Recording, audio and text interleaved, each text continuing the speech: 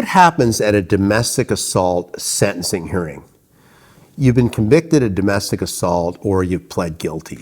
And it's a little more higher level. I mean, it's not a minor domestic assault. Let's say it's something like a punch involving a black eye or maybe even a broken nose, that sort of thing. So, half serious domestic assault.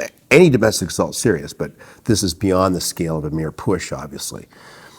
So what's going to happen? So the judge might order a pre-sentence report. That's a background report where you meet with a probation officer. They're going to go through all your background, friends, family. It's all going to be a written out report for the judge.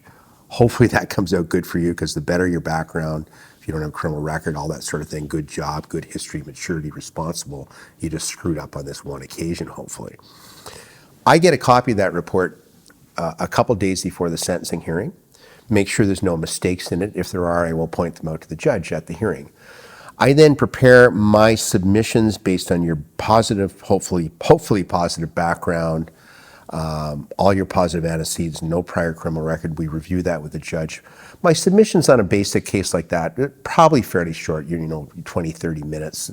I'm asking for no jail. It's the type of case that's on the edge. The Crown might advocate for a short jail term in that situation and say it's a black eye, a couple black eyes. It's a gray area, that type of case. So I'm going to stress your mitigating circumstances about your background. I am going to deal with the aggravating features of the case head on. And I may present a case or two to the judge as well, depending on the case law about sentencing. The Crown might too. And I make my submissions, the Crown then makes their submissions, and I may get a chance to reply if there's any new issues brought up.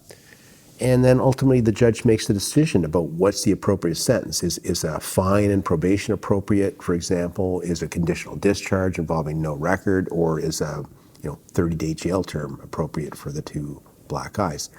Every case is different, and there's no science to sentencing. It's an art form, and the cases are a little bit all over the map, although there are ranges of sentence that we can apply, and I kind of given you a loose range for that type of level of a fairly half-serious type domestic assault involving black eyes. Certainly if there's a broken nose, that would be hard probably. Well, you might avoid jail on that. You have a difficult time avoiding a criminal record, but that's certainly a potentially jailable offense. Black eyes, you might go to jail there too. You might deserve it too. So that in a nutshell is what happens at a sentencing hearing, and it's an art form that we as lawyers are very versed in, and it has to be approached as carefully as doing a trial, frankly. It's a real, because it's important that you get the appropriate sentence for your client. Thank you for watching our video.